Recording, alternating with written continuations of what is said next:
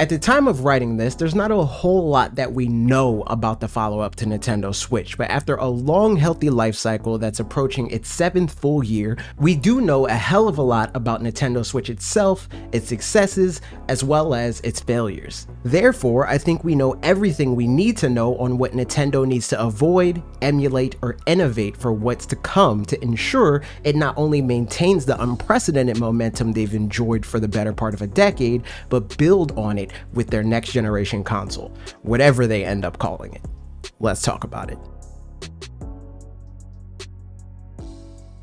Nintendo is notorious for hard pivots to the point where, at the moment, a lot of people are rightfully unsure if Nintendo will keep the Switch form factor around for their next console. Sure, I personally assume the hybrid console approach fits Nintendo best, but there's a ton of precedent that says what I think would be best isn't what Nintendo did and or will do. Part of that can be explained away by the fact that most of their pivots come after a failure or some notable downswing in sales. Think GameCube losing miserably to PS2 and Nintendo following up with the Wii, but it's not just those times they've pivoted. They've rebranded pretty heavily while they were on a high note to greater success with GBA into Nintendo DS, and went against pivoting on a high note into a straight up failure with Wii into Wii U. A third pillar approach is not out of the question here. I would not be surprised if what Nintendo devs want is a new way to play, as they so often do, for something different to be greenlit as a result. All of that said, that's an obvious potential mistake in the making. Keep the Nintendo Switch brand around, build on the hybrid nature of the current platform,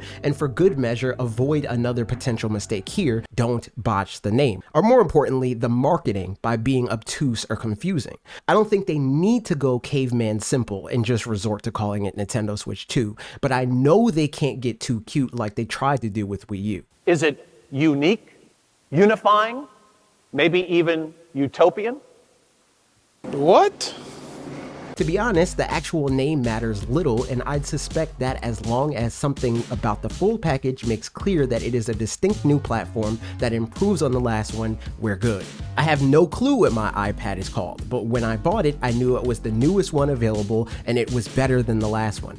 As long as the marketing of their next platform accomplishes that, its name won't be a factor in a success, negative or otherwise. The Nintendo Switch was Nintendo's biggest step forward in online services since they entered the space with the release of Wii. For the first time ever, digital purchases become tied to user accounts instead of individual consoles, and they started an online service that allows members to access legacy games from their first 3 generations of home and handheld consoles. Vouchers that bundle the purchases of 2, mostly, first-party games at a discounted price, and other incentives. By no means is this the best service, that'd be Game Pass, in the industry, but it's certainly not the worst. I think the smart play is to keep business as usual. The same accounts with friends list and any relevant settings intact, full access to digital Switch purchases, which I'll expand on later, and a maintained NSO library from launch.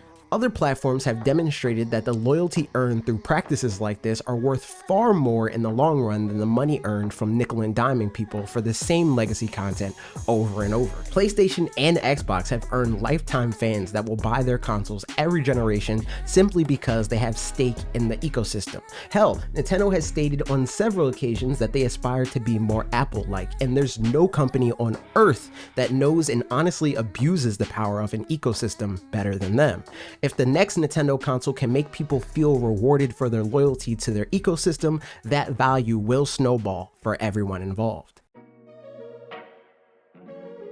So yeah, maintain and build on what worked, but not everything worked, as the internet will be happy to remind us, and the easy pick for what didn't work is the Joy-Con. Now, I think the Joy-Con are way better than gamers on the internet give them credit for as controllers in isolation. Giving every user 2 usable controllers out of the box that you don't even have to remember to take everywhere you go is a massive W, no matter how you slice it. Sure, I rather use a Pro controller as a 29-year-old man, but I also have nieces and nephews ranging from a few weeks old to 12, and I have seen these Joy-Con not only come through clutch during road trips, they frequently are their preferred controllers, despite Uncle AJ over here having like 6 Pro controllers they could use if they wanted.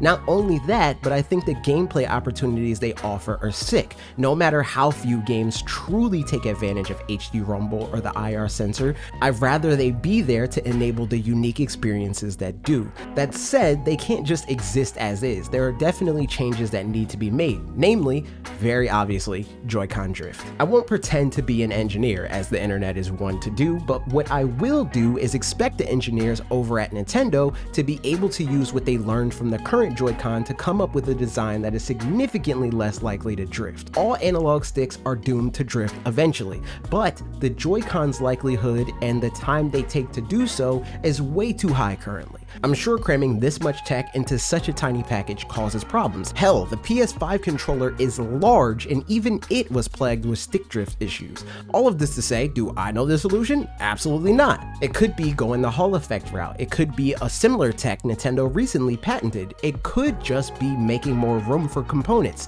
using different parts, adding more internal padding. Who knows? All I do know is it needs to be fixed, and someone or multiple someones at Nintendo are more than likely smart enough to figure it out. Moving on.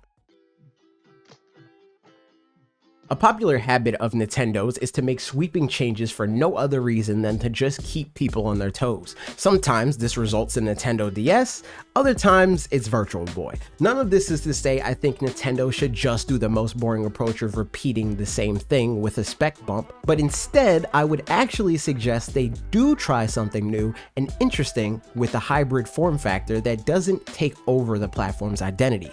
New ways to play that are worth exploring but aren't make or break bets are the way to go. And like the last point, I am expecting Nintendo to do the heavy lifting on figuring what that thing is, and as the multi-billion-dollar tech corporation, I'm sure they can think of something good. And again, it could be something related to a recent patent we know about, something entirely new, or what people have been speculating for years now, VR and/or AR. I'll say I'm way less excited by this prospect, but if there's any game studio that can make VR exciting, Nintendo would be the one I'd bet on. On this topic though,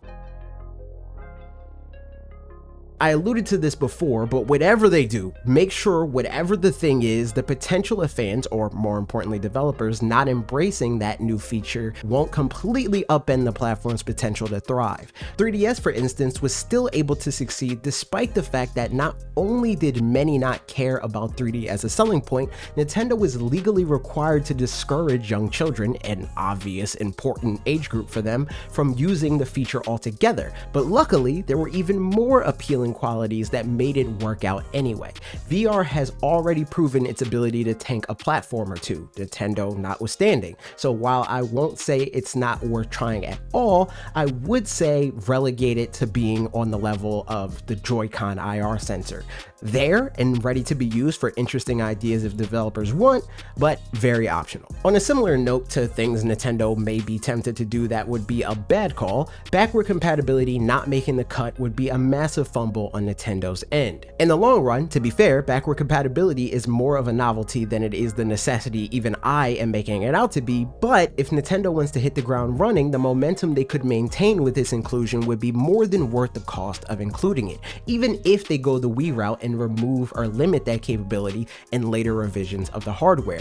Regardless of how prepared their launch lineup may be, current Switch owners would have way more reason to play so many more hours of the new platform out of the gate, and for the people that need to or can simply more easily justify upgrading through trading or selling their Switch, they can do so without losing their Switch game library in the process. Also, they were a strong proponent for backward compatibility with past consoles and especially handhelds, their most successful of which all had some form of it to speak of. So in regards to repeating their successes, back compat being there could very easily be argued as something that should be firmly in that column. And on a similar note, sticking the landing with a phenomenal launch title that underscores why people need this new console is very important. Switch's successor deserves to have its Breath of the Wild, Wii Sports, or Super Mario Bros.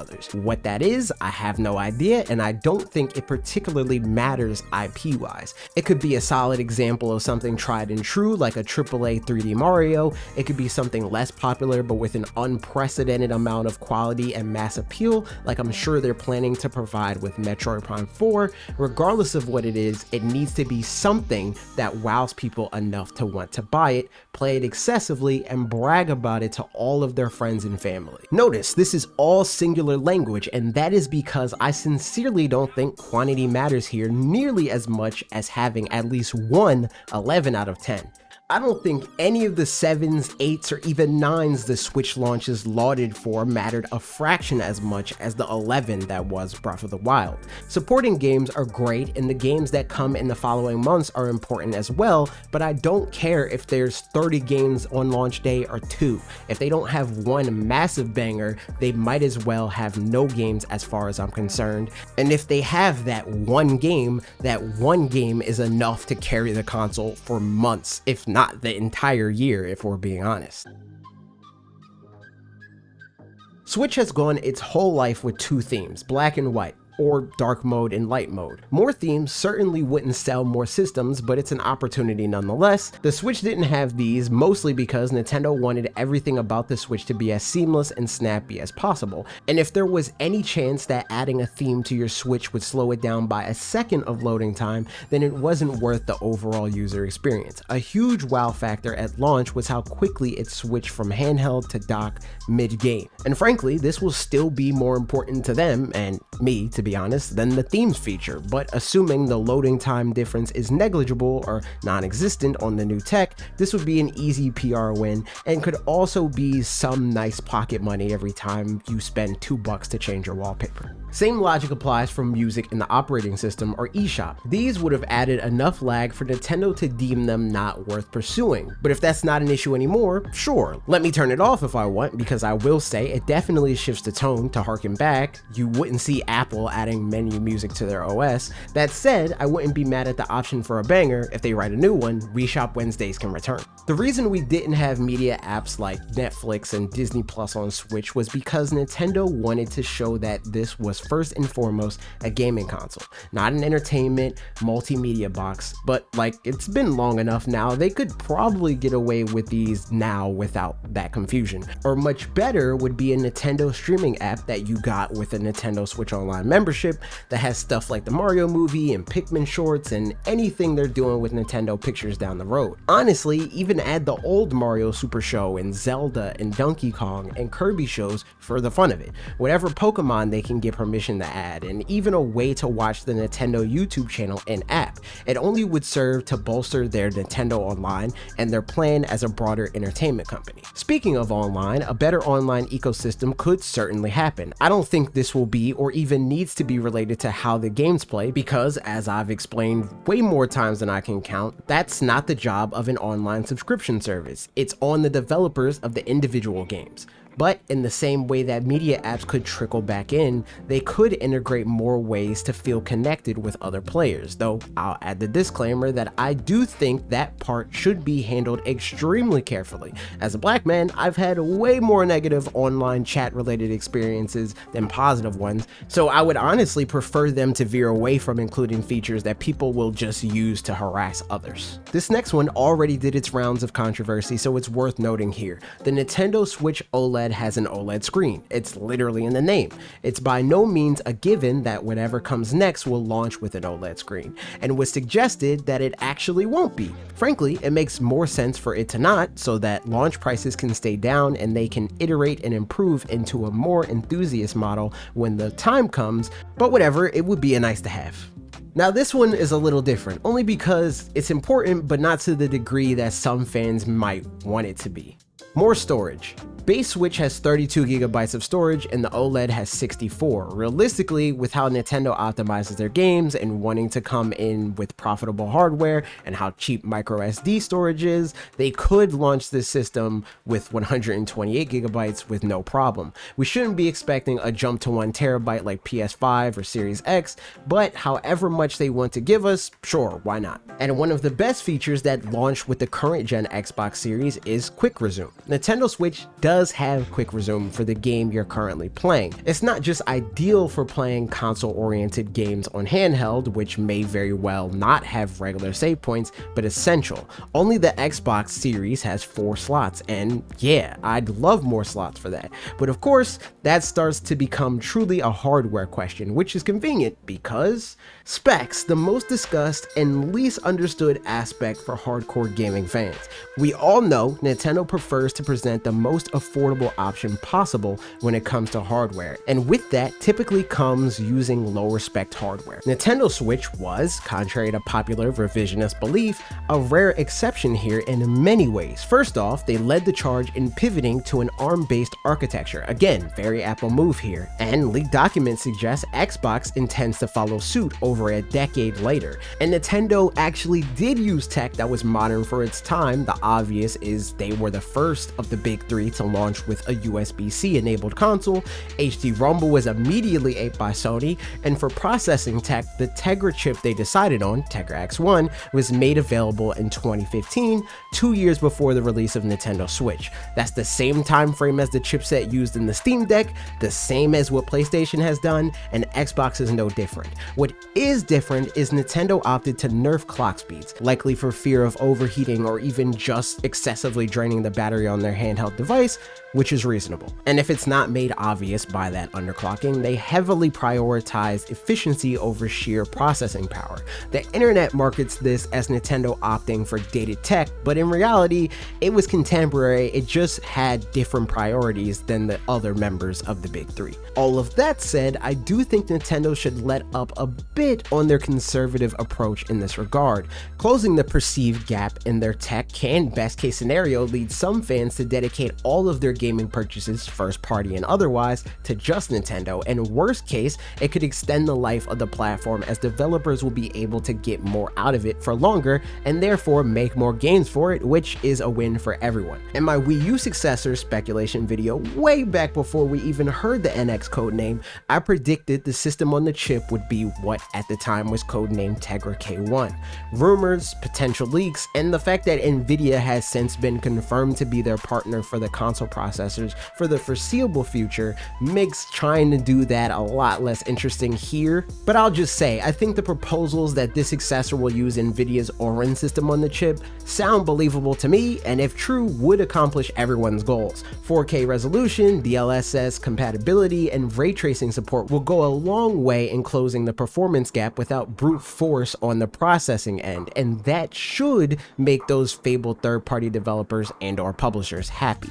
That said, if they do this, keep in mind that people will 100,000% do the same revisionist 180 in terms of level of modernity, as this system on the chip is 2020 tech, which is even older than the X1 chip was by the time Nintendo used it. Bookmark this video, you will see how meaningless people's tech takes are when it comes to what they perceive to be behind the times. That's what I think. What do you think? Let me know in the comments. If you want to support this channel, check out our Patreon to see if any of the available tiers are a good fit for you. If you want to hang out with the community, our free to join Discord server is linked in the description alongside that and our social media accounts. Above all, subscribe to Redirect and ring the bell to be notified when new videos go live. Okay, that's it for me. See you next video.